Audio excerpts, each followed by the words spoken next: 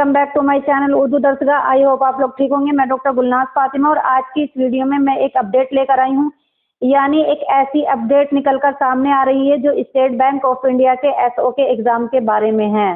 जैसा कि आप लोग जानते हैं कि एसबीआई ने यानी स्टेट बैंक ऑफ इंडिया ने एसओ यानी स्पेशलिस्ट ऑफिसर की वैकेंसी निकाली थी और इसके फॉर्म फिल करने की डेट भी एक्सटेंड हो गई थी।